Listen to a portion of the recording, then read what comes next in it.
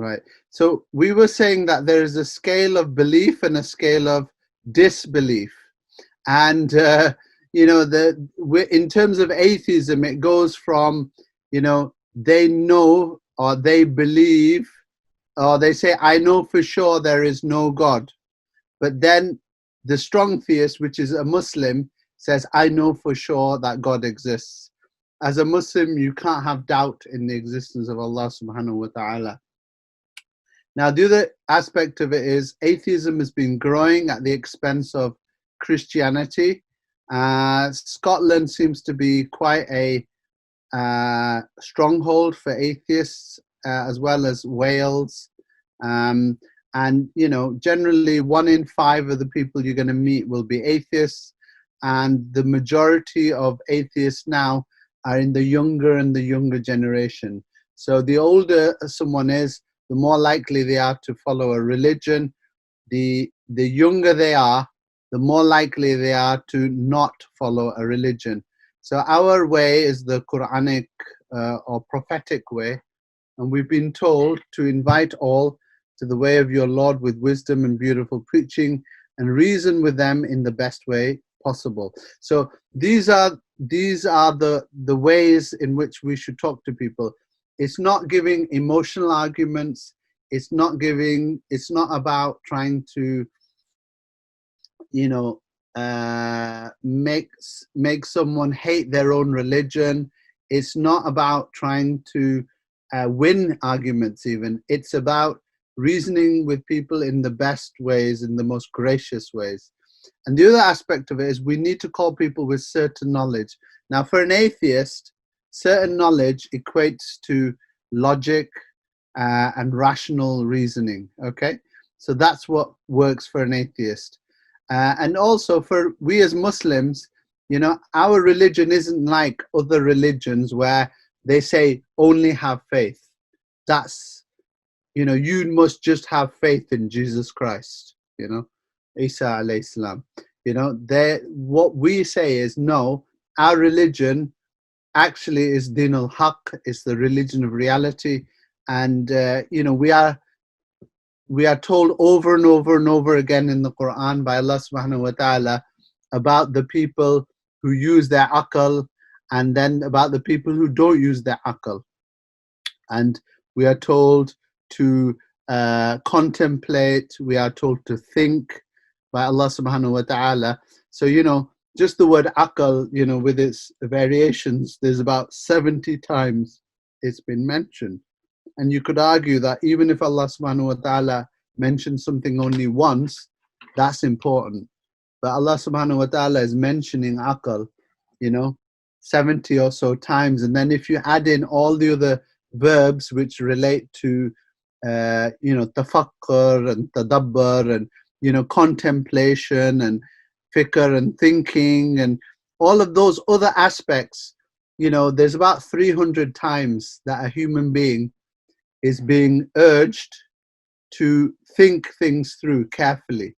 So this is why it's so important that we as Muslims need to be people who use our intelligence, people who use this wonderful thing that Allah subhanahu wa ta'ala gave us, which is our minds, our brains. And unfortunately, there have been times during our history and even recently where you would meet people who will say to Muslims, one Muslim to another, don't use your brain. It's a filthy thing. So this is something that we need to get past, and it's something that we need to understand, that Allah subhanahu wa ta'ala is urging us to use our brains. So we need to reason.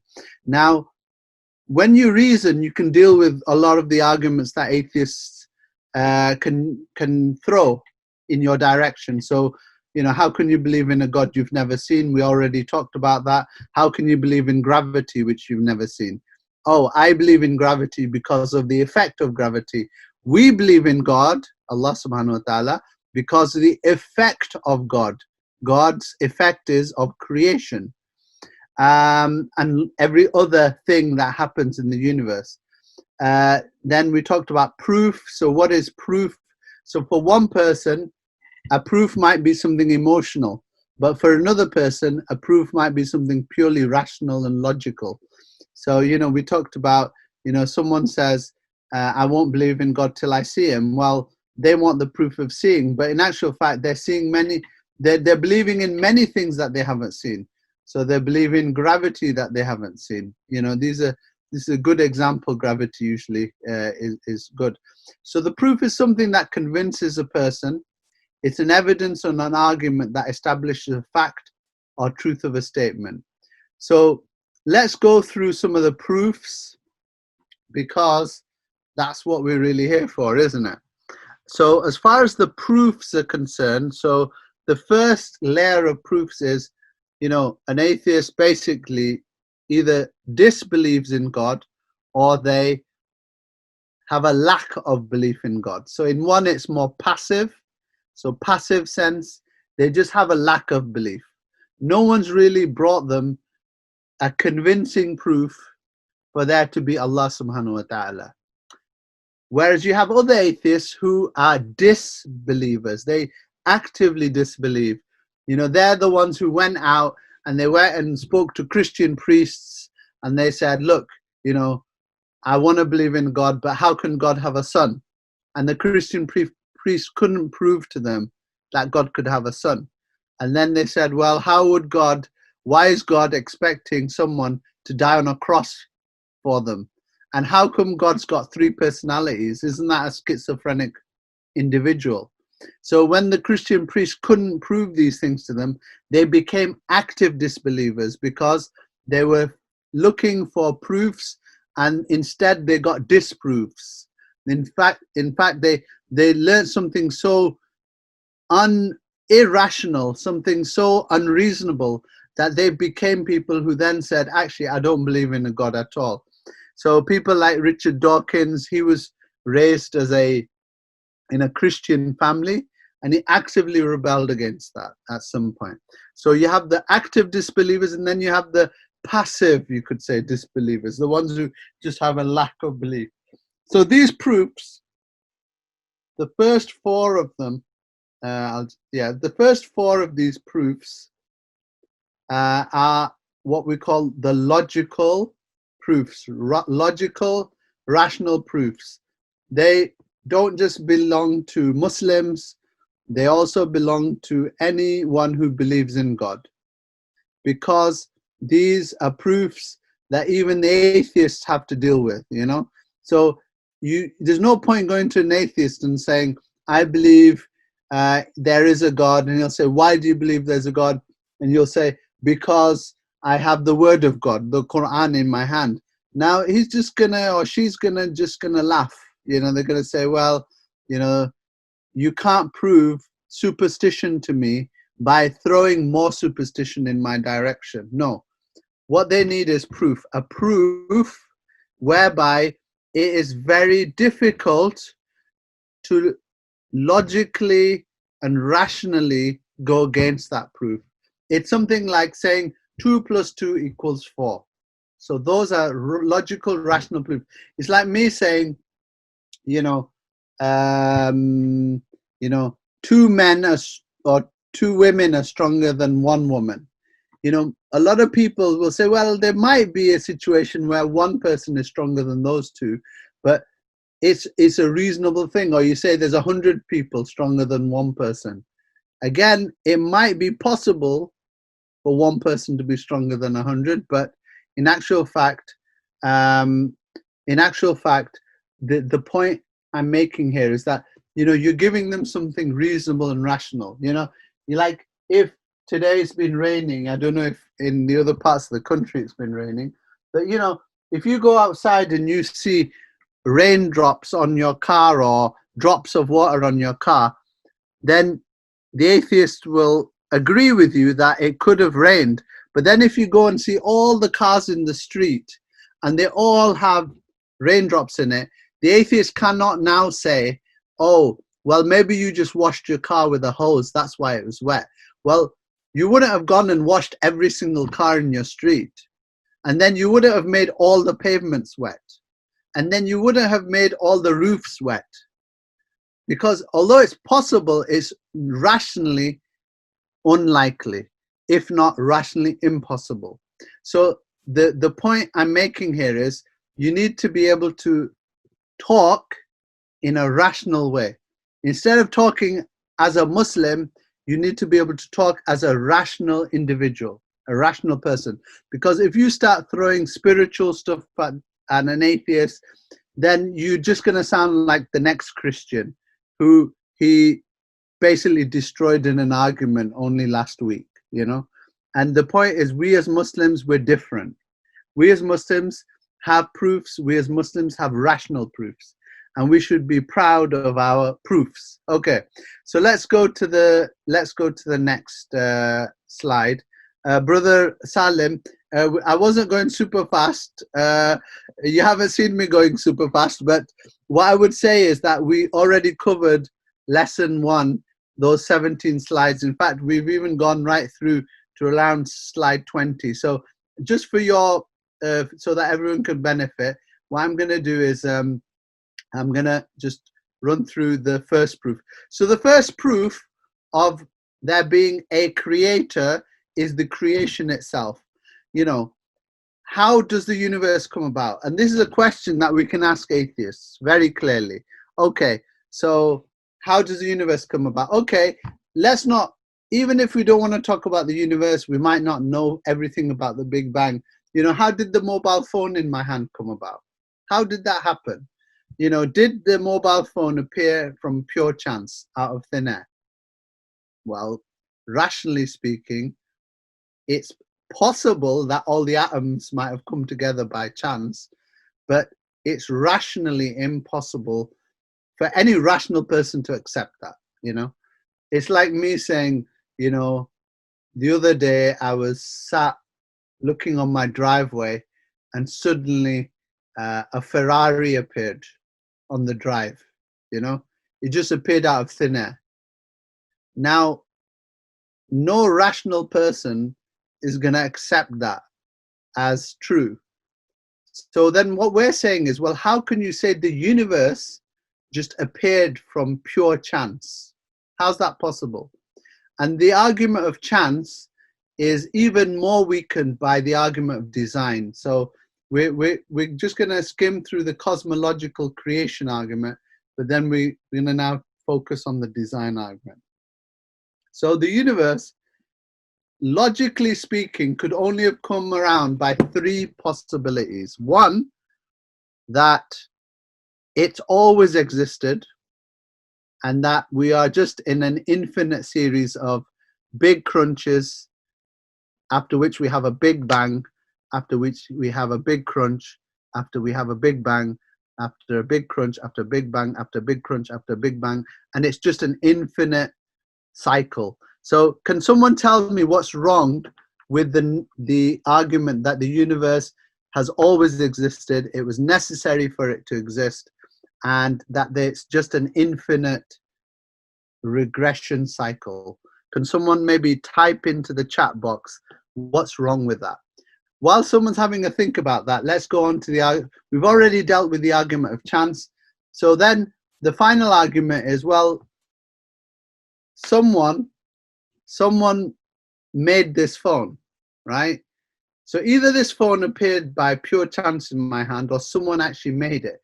And it's more rational that someone made it. And the one who made the phone was greater than the phone. The one who made the phone was strong enough and powerful enough to make the phone, to bend the metal, you know, to heat the, to heat the, you know, the glass. They had enough energy to heat the glass and make it curved, because I've got a Samsung here with a curved screen. You know, someone had enough finesse to be able to make the electronics so small, you know, that it fitted in the phone. So, you know, whoever made this phone had a certain degree of energy, power, strength. You know, the machine, maybe it was a machine. So all of those things, and it also, you know, took some time. So what we're saying is that the phone has a creator. My laptop has a creator. Now, the creator of my laptop is, you know, is it that the laptop is more greater and more powerful than the one who made my laptop? Unlikely. So in the same way, what we're saying is, if you can't accept that a phone can make itself or appears out of nothing, and if you can't accept that that the laptop in front of me appeared out of thin air, then in the same way, you have to be consistent, my dear atheist friend. You have to be consistent, which is to say, well, if the mountain can't create itself by chance, if the laptop can't create itself by chance, you know, then something far larger, far greater, you know, with so much more energy, with so many more forces like the universe, how can that just create itself by chance? You won't accept it for a smaller thing, and yet you're expecting me to accept it for a larger thing. So I think the brother from brother A, I think the comment at 748, there needs to be one infinite being. It needs to have a creator. Now I think one of the brothers, that's right, brother Jalal Khan, he got the answer about why you can't have an infinite regression. Because if our history is infinite, meaning there's an infinite series of big bangs going backwards, then it's going to take an infinite amount of time to reach our universe. And if there's an infinite amount of time to reach, if it's an infinite amount of time to reach our universe, then we'll never reach it. So the universe would never actually come into existence. It's like the dominoes falling. You know, if you're saying, you know, my current domino is the Big Bang, but the domino before that was the Big Crunch, and then the domino before that was the Big Bang, and the domino before that was the Big Crunch. And if you keep going backwards like that in time, an infinite amount of time, then you will never actually have reached the point where your universe would, your domino would have fallen and your universe would have come into existence. So that's why philosophers, these aren't Muslims, these are just philosophers, have looked at things logically and said, you need a philosophical first cause. This is the first cause, and there was nothing else before that first cause. Why? Because the fact that there is a creation, the fact that there is a universe, that is an effect of something. And either it's the effect of an endless cycle, an infinite regression of Big Bangs and Big Crunches, or there was a first cause that had no beginning itself. And this is the argument, when you can deal with an atheist, where you say, you know, they'll say, all right, so who created the universe? And you say, God. And then they say, well, who created God? It's dead simple. God is the first cause. God has caused everything else to happen. God has caused every other cause and effect that has ever happened. And philosophically, you either accept God as the first cause, because if someone created God, then that's God, not who you said is God. And then if something created that God, then that thing that created the God is actually God.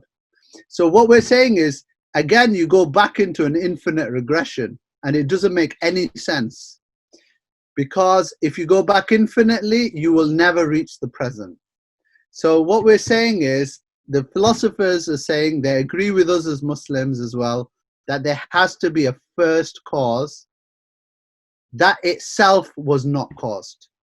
The first is not a series of continuing causes. The first cause is where everything begins. Everything begins from that first cause. Because if you don't accept there's this first cause, then you have to accept infinite regression. And we've already disproven infinite regression. So even the philosophers are on board with this, Muslims are on board with this. It's very clear. Everything begins from the first cause. And we say that first cause that created the universe is Allah subhanahu wa ta'ala. So someone's asked a question, an interesting question. If we say that God is not bound by time, then is it really infinite regress to say God was created by another God? Well, the point is, if God himself is created by someone else, then you can't call him God. That's the point. So we have to be very clear on terminology, right? You know, how can you say that someone is a God if that God has been brought into existence by another power? That other power is even more powerful than the so-called God without the capital G. So this is why, as I've said, philosophers say there has to be a first cause. And that first cause set everything else in motion. Everything. So that's the point. So Brother Ridwan says, also something I've noticed that I try to take into consideration in my Dawah is that atheists actually use scientific proofs, not as proofs, but against. The gravity is scientifically explained, therefore is not creation of God. Well, the point is, we're not talking about whether gravity is scientifically proven or not. We're saying that the principle you want me to believe is, if I can't see it, I'm not going to believe in it. But the point is, you can't see gravity. You can't tell me what color it is. You can't see gravity. The only thing you know about gravity is the effect of gravity on you. You've proven gravity exists by the effect of gravity. We are saying we are proving God's existence by the effect of God, i.e., through the creation of every cause and effect since the beginning of creation. Right, so that's the argument of creation. It's like, you know, the classic argument is, you see some footprints in the sand. Now, are you going to say that the wind caused them, or are you going to say that the footprints were always there, or are you going to say that someone created those footprints as they walked through the sand? This is the basic bottom line argument about existence. How time came about, how matter came about, how forces and energy came about. So now let's move on to the teleological. So the first argument was cosmological, the argument from creation. That is argument number one. So please, everyone, make sure they have that clear in their mind. The second argument is, not only was there a force powerful enough to create the universe, this force was also intelligent. Why? Because the universe has an intelligent design. Life has an intelligent design. The forces within the universe have an intelligent design. If there's an intelligent design, like the intelligent design of my Samsung phone here in my hand, or the intelligent design of my laptop, then there has to be an intelligent designer, someone who designed this laptop. What you will not accept as rationally logical is that, you know, the laptop created and designed itself. Yeah. So, you know, the laptop, you know, it just designed itself. You know, no one would accept that. Even a glass in which you put water, you will say, well, someone designed this glass. They designed it to be circular. They designed it to have a base so the water wouldn't fall through the bottom. They designed the glass to be see-through so you could see through it. So someone sat there and designed that glass. And that's the point.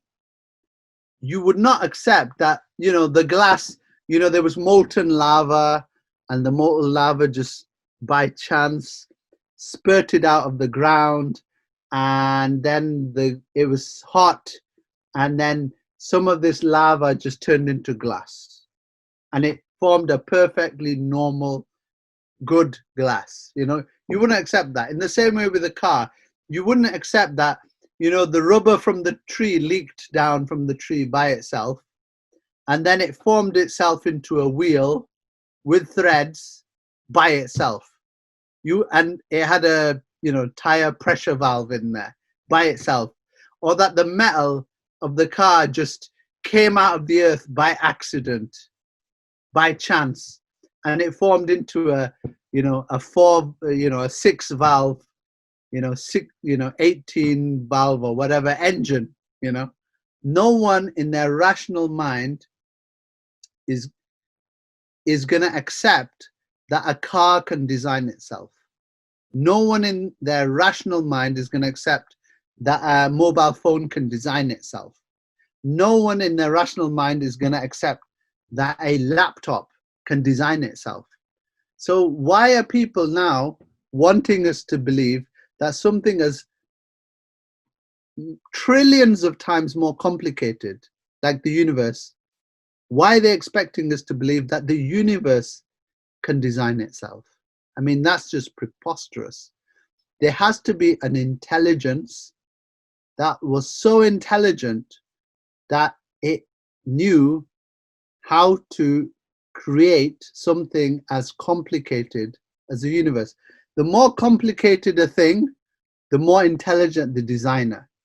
That makes rational sense. Why? Because even a child can draw a circle on a piece of paper, right? Even a child can draw a line on a piece of paper.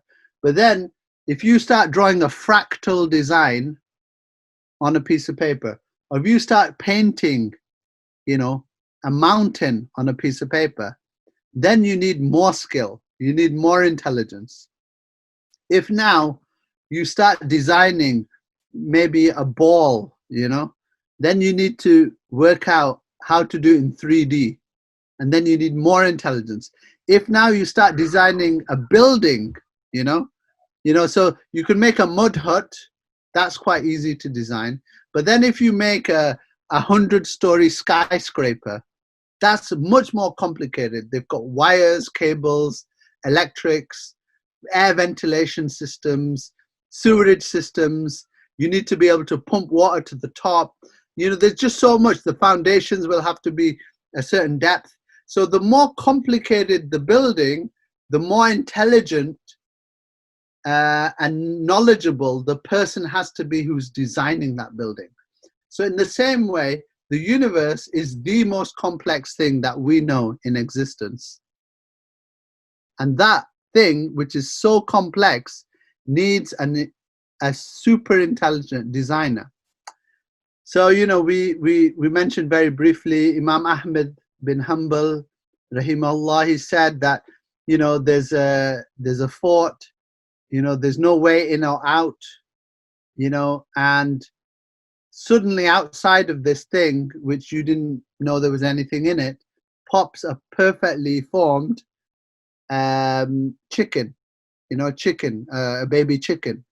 So he is then using the argument of design. Imam Abu Hanifa's argument, rahimahullah, was that, the boat not only created itself, but the boat designed itself from the tree. The branches of the tree came down and it formed itself into a boat. So not only did the boat create itself, the boat also designed itself. And everyone started laughing, saying, that's crazy. And he said to them, well, who's more crazy? The one who, says a boat designed itself, or the one who says the entire world designed itself, And that's the point. That's the point. So, so that's the first thing. The other thing is, and I'm going to cover this, sustaining universal laws and life and the second law of thermodynamics. I'll come to that. But please, if I forget to, please remind me. So let's talk about the design of creation. Let's talk about truly how complicated is the universe, and how complicated and how difficult to design was the universe. Because these guys, the atheists, are trying to tell us, well, it just all happened by chance. Well, you're not accepting that a mobile phone makes itself by chance. They're saying, yeah, but the universe had trillions and billions and centillions of chances to make itself, and through trial and error. Well, you won't accept that a phone can make itself through trial and error, even through the entire, few billion years that we have left on the earth. So yet you want the universe to just create itself. So let's look at the perfect design of creation, the perfection of creation. Now, of course, we're not saying that the creation is perfect. The only one who is perfect is Allah subhanahu wa ta'ala. But let's look at how finely tuned, how beautifully, perfectly tuned the creation was by Allah subhanahu wa ta'ala. So, all right, so let's look at it this way. The entire universe comes about by a Big Bang. Now, that's not an easy thing, and this is why. So let me just see if I can run through it bit by bit on here. Yeah. So let's just drop this down. See if it works. Okay. All right, yeah. So after the Big Bang, so when the Big Bang occurred, it came out of a singularity. So there was a rate of expansion. And that rate of expansion, remember, gravity kicks in. You've got the entire mass of the universe at this point in one particular point. And that is basically like a huge, big black hole.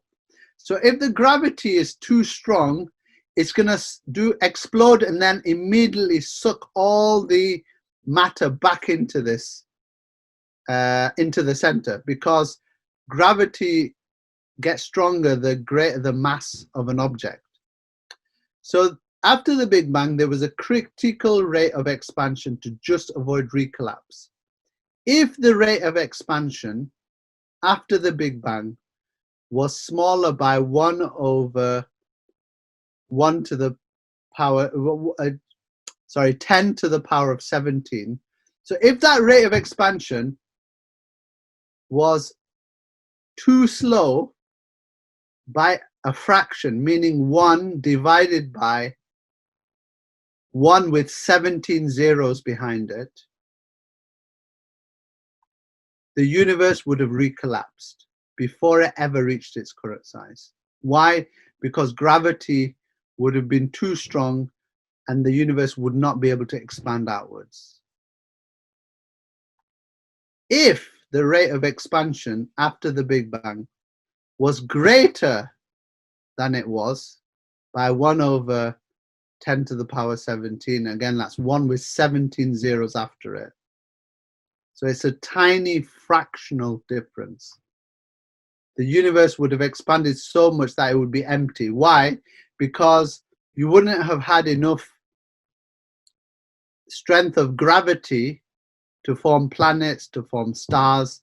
Every atom would have just gone out in an explosion and never have met the other atom because gravity wasn't strong enough. So either gravity was too strong or gravity was too weak. And if it was different by only 1 over 10 to the power 17, then we would basically not see the universe as it is.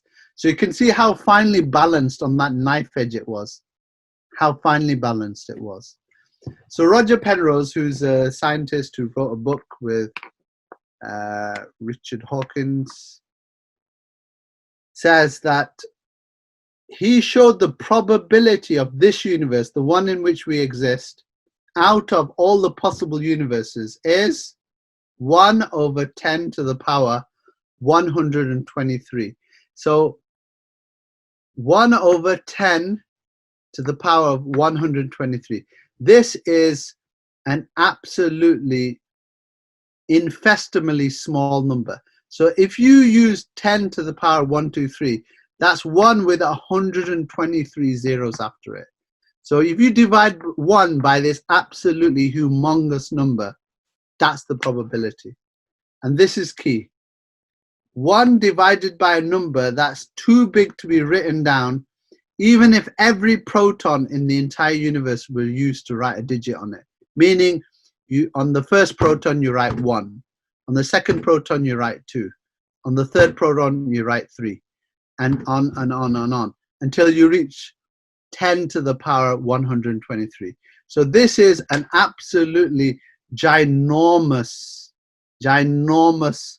number. So in terms of the reference for these fractions, I'm going to give that you in the next slide. So let's get to that. Okay, so this was from the Theory of Everything, yeah, by S. Hawkins. This means that the entire state of the universe must have been very, carefully chosen. Now, this is a very important word he uses, chosen, right? Something carefully chose the the rate of expansion, so that gravity wouldn't make it collapse, but at the same time, gravity would be strong enough to make planets and stars. So it wasn't expanding too fast and it wasn't expanding too slowly. So that's why he said it's very carefully chosen, right back to the beginning of time. And he says it would be very difficult to explain why the universe should have begun in just this way, except as the act of a God who intended to create beings like us. So this is an important statement, because this is not a religious person saying this. This is not a Muslim saying this. This is a scientist who's looked into the Big Bang and come to this conclusion. Okay, so let's see. Are there any? Let me just get to. Oh, where am I? Okay. Ooh. So let me just. Okay, so I'm just trying to get rid of this annotation. Here we are. So, are there any questions on this?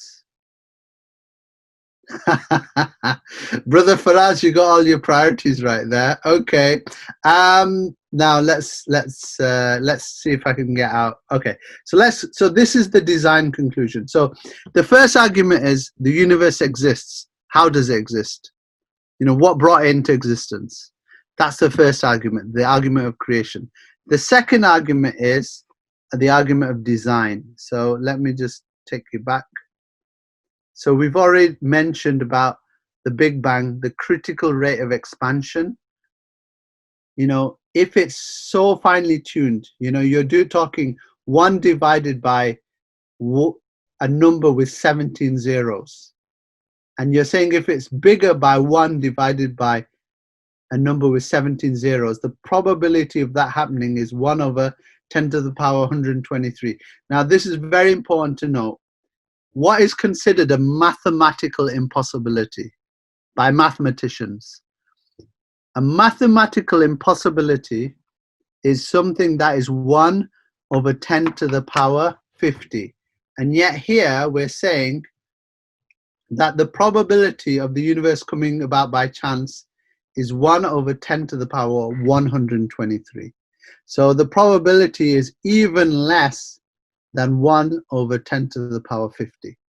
Because mathematicians agree that 1 over 10 to the power 50 is basically impossible, mathematically impossible. So this is something we can say to the atheist, and we can say, well, let's look at the rate of expansion after the Big Bang.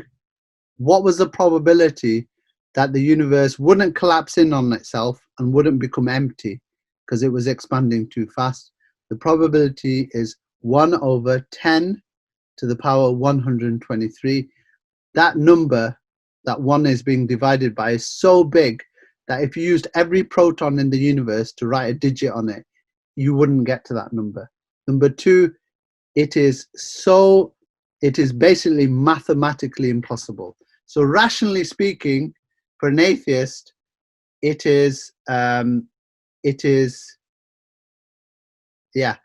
so rationally speaking, is mathematically impossible. I don't actually have the reference for the mathematical impossible fraction, but one thing I would say is you can just go to any mathematician, go to any, maybe, you know, and that is an agreed upon thing. It's not something that's controversial amongst mathematicians. They have a rule of thumb. If it's 1 over 10 to the power 50, it's mathematically reasonably impossible. Yes, Stephen Hawking later on in his life, I think, was an atheist. And isn't it strange? Well, maybe he had a moment of clarity where he accepted that the universe came about as a very carefully chosen way by an act of a God. Now, remember, this is one of his earlier books. I think later books, the atheists weren't very happy with him, and he might have changed some of his views later on. But in actual fact, when you look at this, I think rationally it's very hard for an atheist to accept that. So, okay, let's go to the next thing. So we've talked about creation. We've talked about design, all right? Creation and design. So the next thing that we were going to talk about was, oh yes, that's right. So the other thing is the universe. Okay, let's talk about the universe, and in the way that we would talk about a mobile phone again, because this is a good way to discuss these things, you know. So a mobile phone,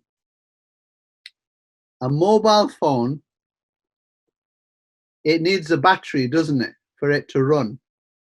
It needs energy for the mobile phone to run. We agree on that, don't we? Yes. What about a car? If there's no energy, chemical energy in the shape of petrol in the car, will the car run?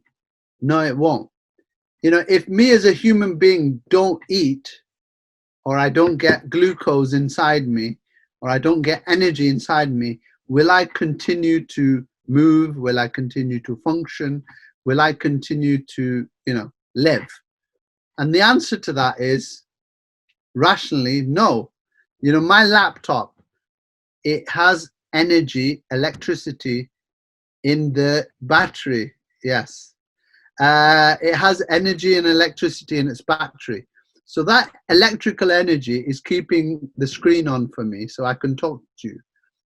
Now, if you stop feeding energy into this system, the laptop, if you stop feeding energy into my phone through the battery, and if you stop topping up that energy, then the laptop will die.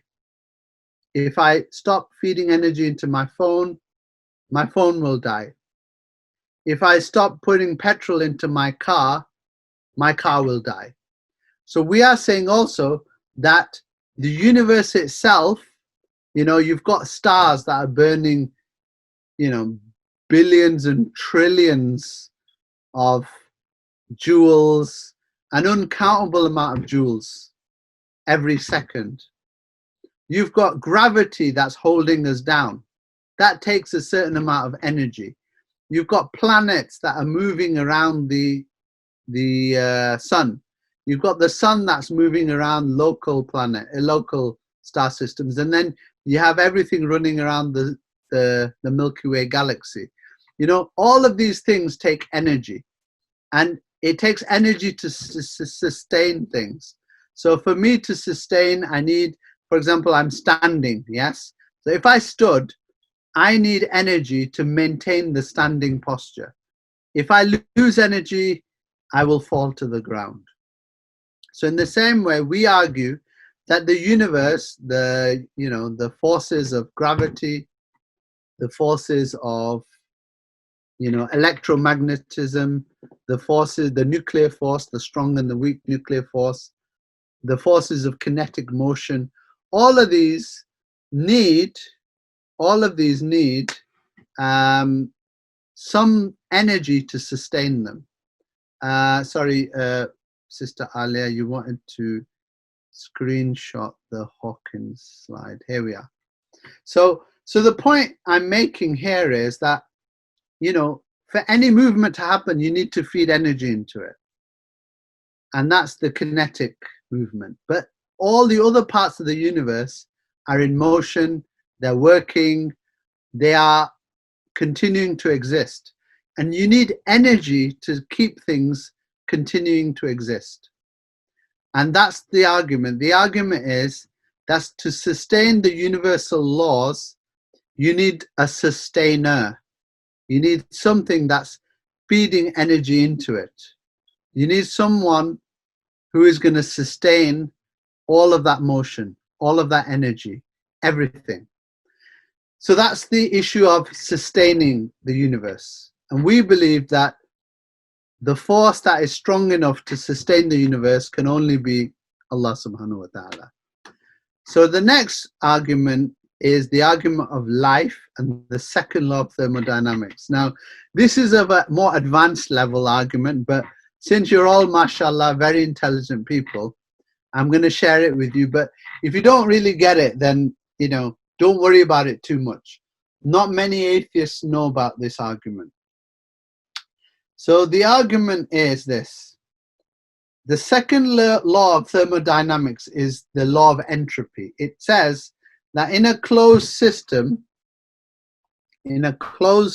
system, everything will go from order to chaos. And the thing that you often see in school books, you know, for high school and A level, they'll say this is the second law of, you know, thermodynamics, where things are going from order to chaos. So what they do is they show a teenager's room, yeah? So mom or dad or the teenager got forced to tidy up the room, yeah?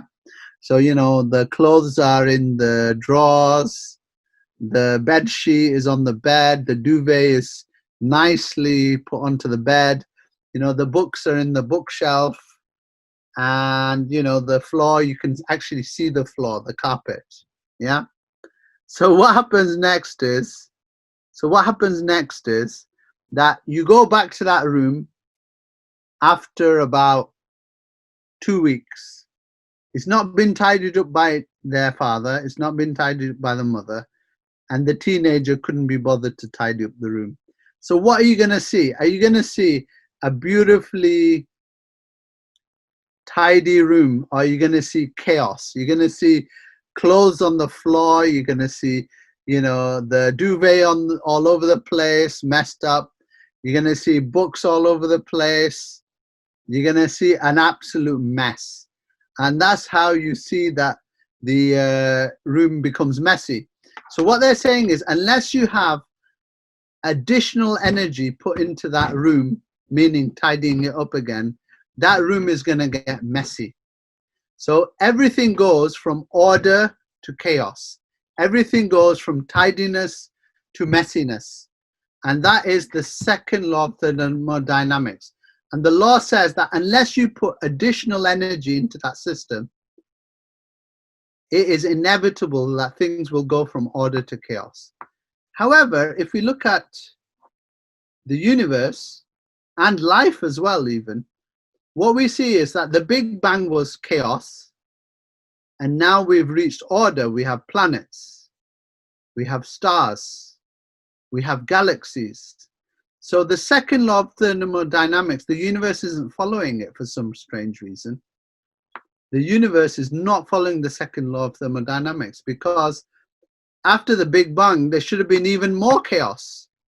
The Big Bang should have been the most ordered state of the universe at the start. And as time went on, the universe should have become more and more chaotic. But it hasn't. It's become more and more ordered over time. And the only way that can happen, according to the second law of thermodynamics, is that an external energy source is pushing things towards order and not towards chaos. And the same thing we see in life. Life, according to the second law of thermodynamics, should not exist.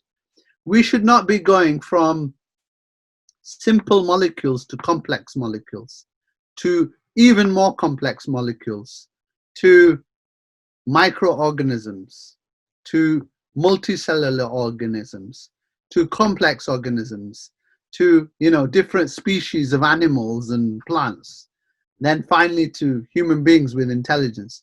That just should not be happening according to the second law of thermodynamics, because even an atheist accepts the second law of thermodynamics. So there is some additional energy that is coming into the system, that is pushing it away from chaos and more towards order. And we say that the reason the second law of thermodynamics is not following through in the universe and with life is that God himself is putting energy into the system. So that's the second law of thermodynamics. So what happens is you have an explosion, right, at the start, the Big Bang.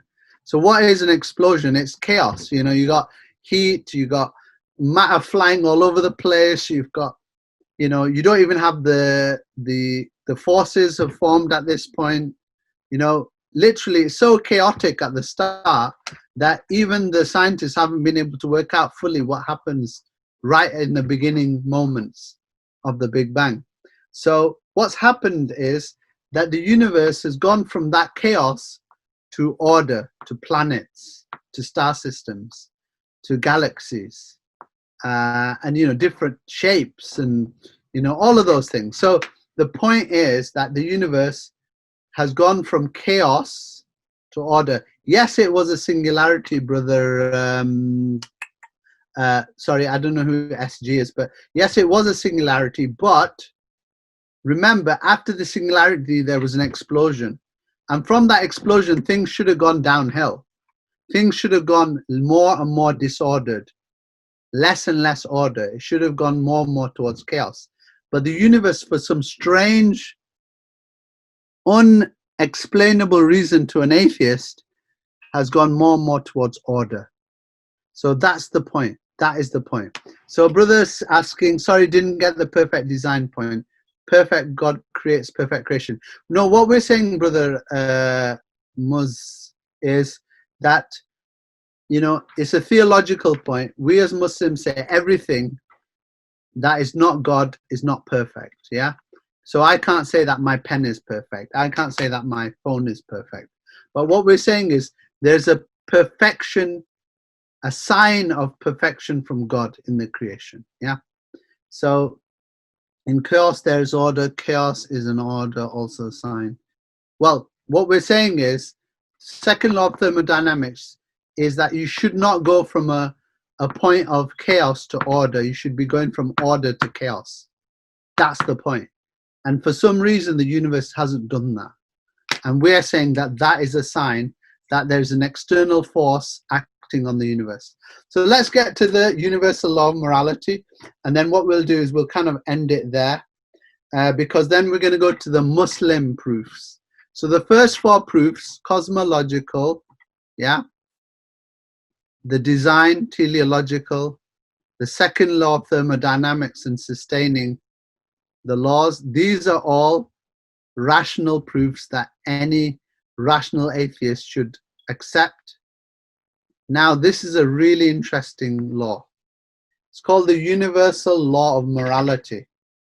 Now, how does the universal law of morality work? Well, it doesn't matter if you are a highly educated professor of atheism from Cambridge or Oxford, or an Amazonian rainforest dweller who has never been to school, who has never even met another race of human being, who's never met another nation, who's lived in a tribe all their lives in the Amazonian rainforest, isolated.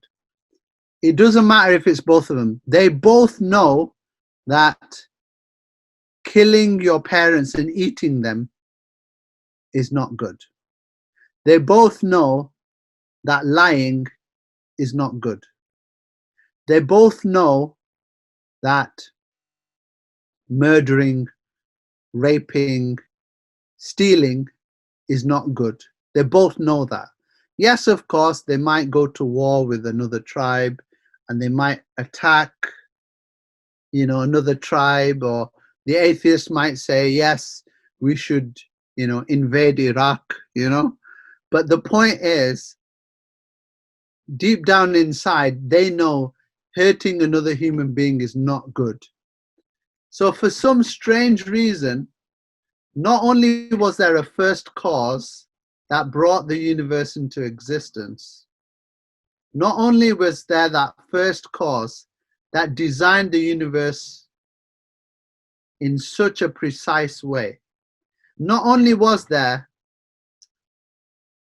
an ongoing sustaining force that is working against the second law of thermodynamics, but this first cause seems to have morality, which is very, very, for an atheist, this is going to be very odd.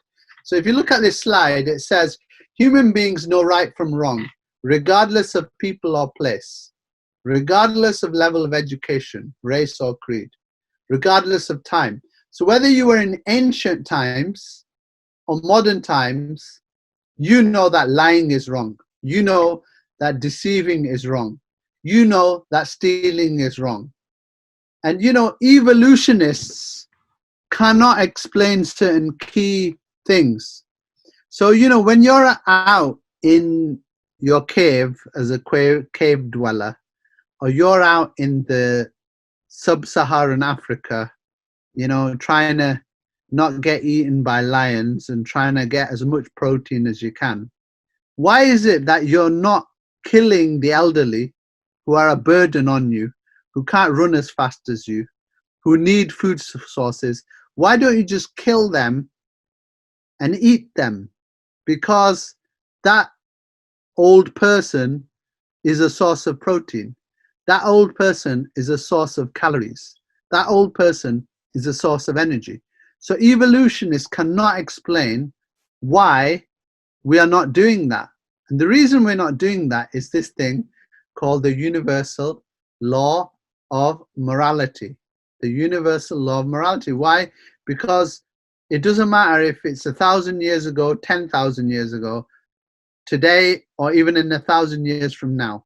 Human beings generally know that you shouldn't lie. They know you shouldn't steal. They know you shouldn't cook your parents and eat them, you know? And that's the point.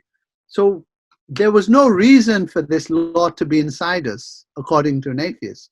Why should we have a moral law inside us, whether you're a believer or a disbeliever? Why is this universal law inside us? Why is it there? The only explanation for that is that the one who made the universe, the one who designed the universe, the one who created life, and the one who gave humankind the ability to think, also gave humankind a moral law. So the one who made the universe and designed the universe is also a moral being, a moral creator, a moral designer, a moral sustainer. And that's the key point here. What we're saying is not only is there a creator, not only is there a designer, not only is there a sustainer, but now we can prove that the creator, the designer, the sustainer is also moral. And that is very, very important. Very important point. It's not just a cold force that is just by chance, or a force that has just made the universe and designed it. This force isn't just coldly sustaining the universe. This force is putting morality into every human being that's ever come into existence, and will continue to put morality into every child that is born. And that, for an atheist, I think is actually a very difficult argument to argue against. The fact that the atheist says to you, I'm moral, you know, I know how to behave, I know, and you're saying to them, well, in actual fact, you know, you didn't have to be moral. You know, if you were a collection of molecules and evolution, then there was no reason for you to be moral. Animals aren't moral, are they? You know, animals don't have a universal law of morality. You know, there's some animals that eat their parents. There's some animals that eat their children. There's animals that, you know, basically, you know, when they get hungry, they just eat their children, you know. Whereas human beings, you know, they don't attack their own children, you know. And so this is the point. This is the point I'm making. That if an atheist says to you, oh, I'm actually a moral person, then you can say to the atheist, well, in actual fact, the fact that you're moral is an argument for God and against you. So, so this is what I was going to say, basically. Now, in terms of the other aspects, we're going to, inshallah ta'ala, in the next lesson, the final lesson, we're going to go through the traditional proofs that Muslims come forward with. And that's proofs from Quran, you know, that's proofs from their experience, and then the proofs of prophethood, and then the proofs of, you know, all the other aspects which are to do with proofs of Islam. So inshallah ta'ala, we're going to cover all of that in the next lesson. Most of the proofs from the Quran you will have already heard about. You know, you can go to pretty much any website and you'll see miraculous Quran and you'll see all of them. So maybe a bit of homework can be you go away and read those, and then I'll try and present you the more compelling ones. And then we're going to finally end it next lesson, which will be on, let me just check again. It's a week on Friday. So the date of the next lesson is going to be 17th of July. Friday, the 17th of July. Oh yeah, thank you, Brother Aslam. 17th of July, 7:30 to 8:30. That one might go over a bit because we're going to cover, you know, the Islamic proofs, as it were. And then finally, we're going to go run through some exercises on logical, rational thinking and how to deal with logical, rational questions that someone might ask you. Are there any final questions before we end the session?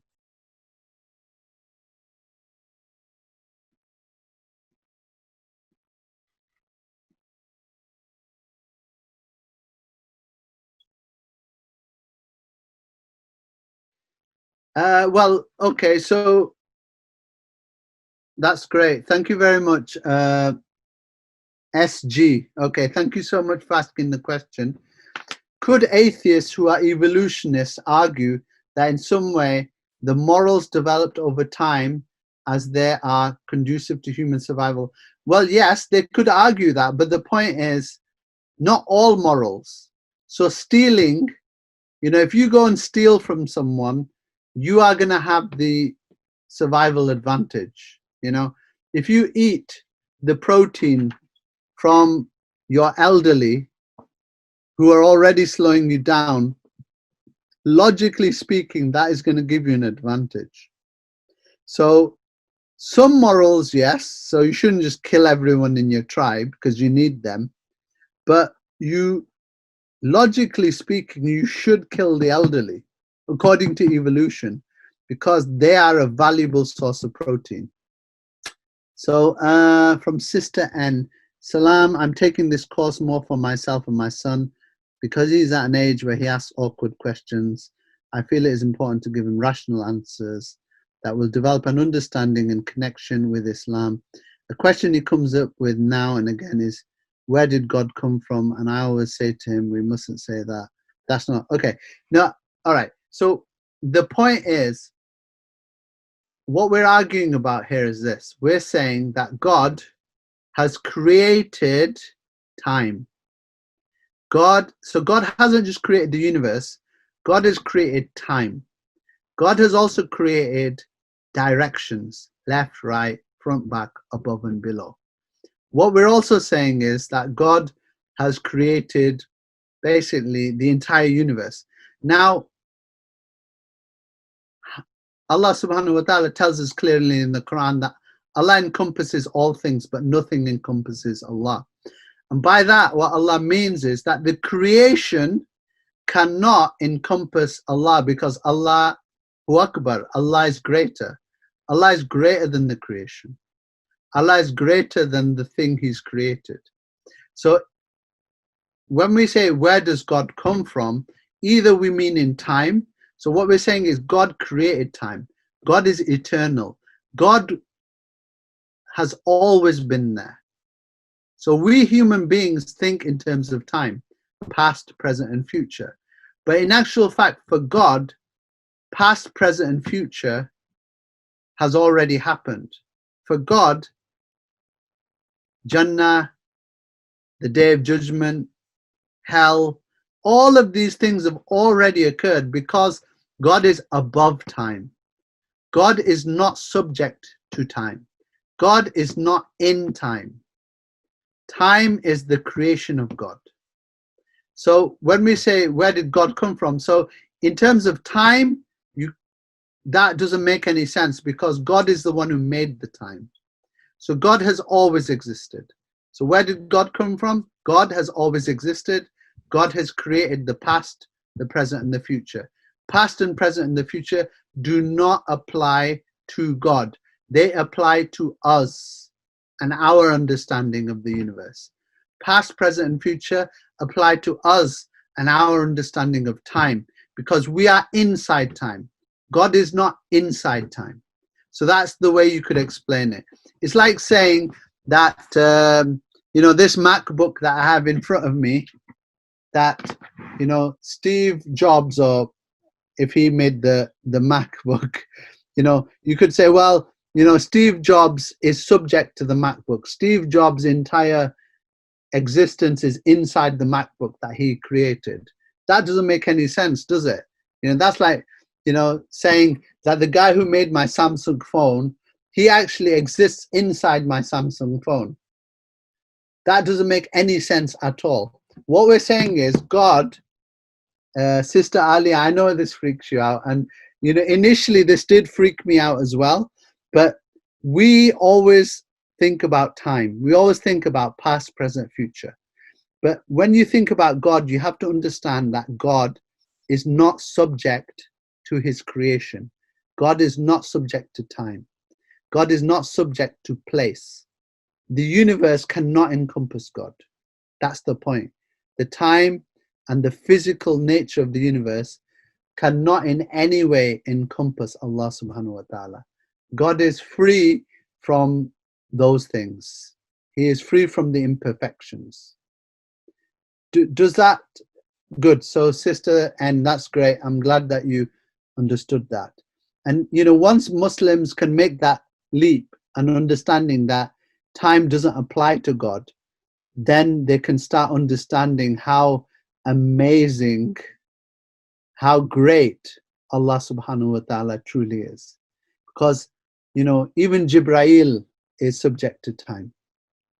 Even Jibreel, you know, even Mikael, even, you know, the Day of Judgment, all of these things are subject to time. But for Allah, Allah subhanahu wa ta'ala is not subject to time. Yes, so Allah has always existed. And, you know, as I said, for Allah, the Day of Judgment's already happened. You know, Allah is not subject to time. There's no such thing as past, present, and future for Allah. Allah sees the whole thing, past, present, and the future in one, just in one, you know. So, yes, absolutely, brother Muaz. Jazakallah khair. There was Allah, nothing else exists with him. And the point is, you know, Allah is the first, you know. And, you know, a philosopher who says, you know, the first cause, Allah himself is calling him the first, al-awwal. So the point I'm making here is that time, when we think of first, second, third, fourth, we are the ones who are thinking about time. But if we think about Allah, for Allah, you know, time itself is his creation. Allah is first because he has always been there. Nothing else existed before Allah, but Allah has eternally existed. That's the point. Nothing came before Allah. Whereas what came before this universe, you know, was Allah subhanahu wa ta'ala. So Allah is eternal. By eternal, we mean eternal in time.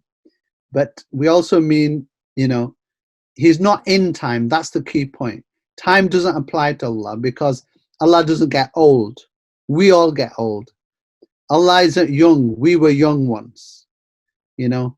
So for us, the present is the present. But for Allah, all of this is, you know, past, present, future. It's just one thing. It's imagine like you were to stretch out, and this is in Aqidah, we studied this. What we said was, imagine that there was a film, you were watching a film, and the film, the beginning of the film, the middle of the film, and the ending of the film, all the scenes were stretched out in one go, across one wall, or across, you know, across literally every scene of the film was plastered and painted onto a wall. And you saw the entire wall, the entire wall. That is for Allah time. For Allah, past, present, future is just one thing. You can tell a child Allah is uncreated, everlasting. Absolutely. Allah was there always, not came first. No, what we're saying is Allah himself calls him Al-Awwal, yes? What he's saying is, he's saying that in comparison to the universe. We're not saying that, you know, he hasn't always existed. Allah calls himself the Eternal as well. Allah has given himself names. And the point is, all of those names is really for us to understand something about Allah. Our minds cannot truly, completely encompass everything that Allah is. Those names give us an indication, an understanding about Allah. But our minds, as Allah says, we cannot encompass him, whereas Allah can encompass us. So Allah is like Sister Alia, and this will help you. Imagine that you have a little guinea pig, you know, or a hamster, or like a little mouse, yeah? And that mouse is trying to understand the genius of Albert Einstein and his theory of relativity. Now, will that mouse be able to truly comprehend and understand Albert Einstein's theory of relativity? Of course not. The difference between the mouse and Albert Einstein is less, trillions and trillions of times less than the difference between us and Allah subhanahu wa ta'ala. It is only the mercy of Allah subhanahu wa ta'ala that he truly cares for us and that he gives us his names for us to try to, in our own limited way, try to understand a little bit more about Allah subhanahu wa ta'ala and not stay ignorant of Allah subhanahu wa ta'ala. So I'm going to end it there then, and inshallah ta'ala, hopefully a week on Friday, that is on the 17th of July, we'll have our final session. Subhanallah wa bihamdik, ashhadu an la ilaha illa ant, astaghfiruka wa atubu ilayk.